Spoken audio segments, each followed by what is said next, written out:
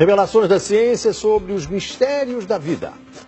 Especialistas de vários países estiveram no Brasil para o lançamento de um grupo dedicado à tese do chamado design inteligente. Esses cientistas acreditam que a perfeição e a complexidade da natureza comprovam a existência de um ser superior.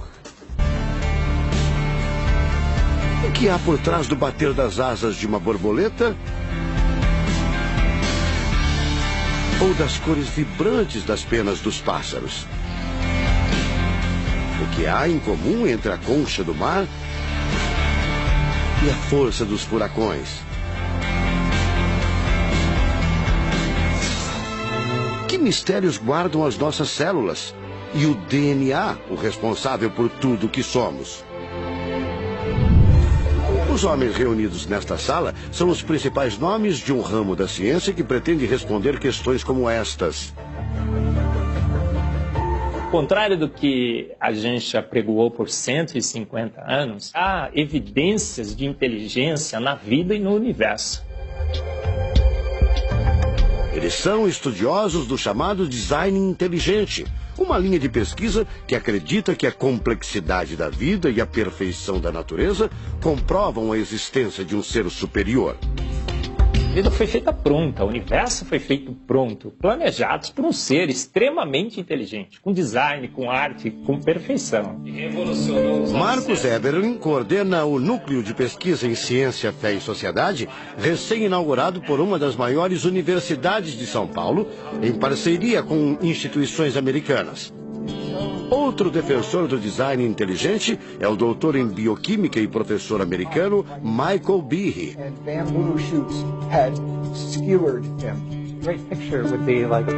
Brian Miller é doutor em física. Ele coordena as pesquisas da Universidade de Duke, nos Estados Unidos. Seria um super engenheiro, um super arquiteto?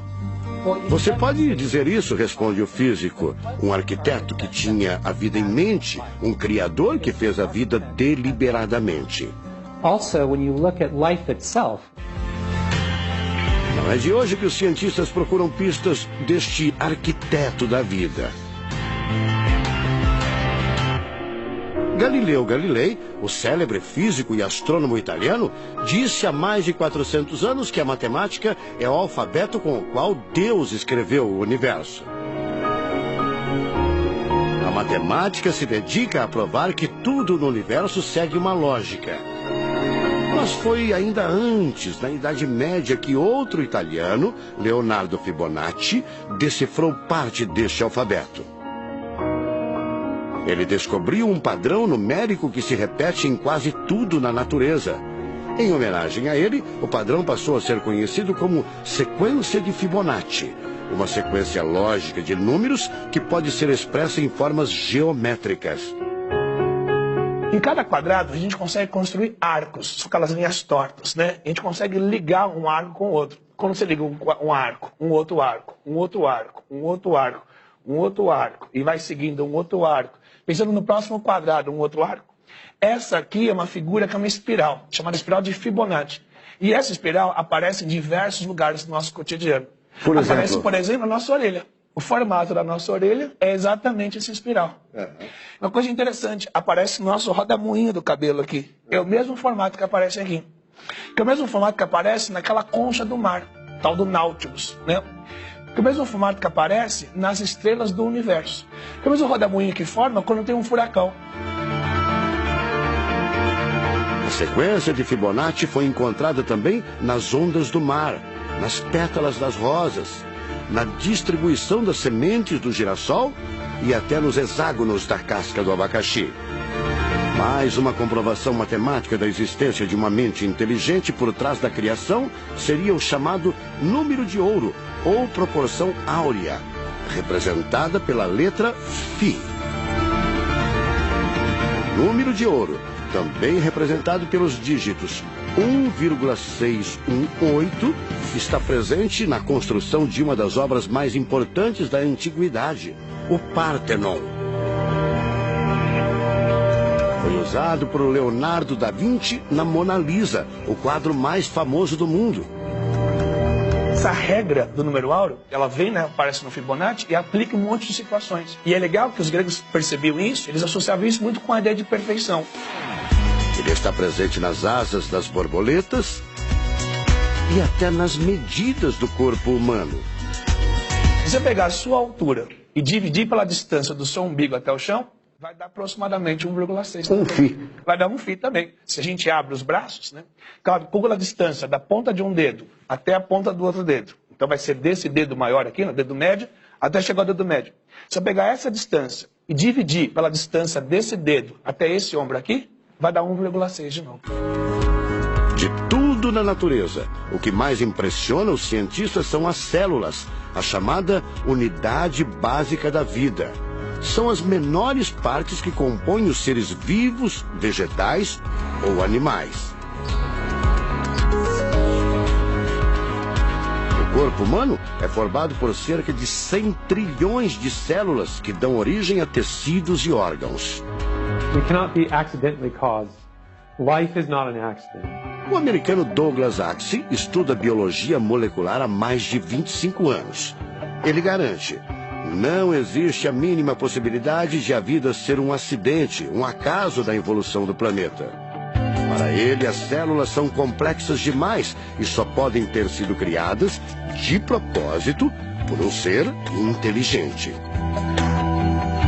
Literally machines that are made out of molecules. Dr. Michael Behe concorda. Ele compara a célula a uma fábrica repleta de máquinas e veículos. Ela produz e troca com as células vizinhas os elementos fundamentais à vida. Tudo coordenado por uma espécie de computador central, o chamado DNA. Você já deve ter ouvido falar dele. O DNA é um conjunto de informações genéticas que definem as características dos seres vivos.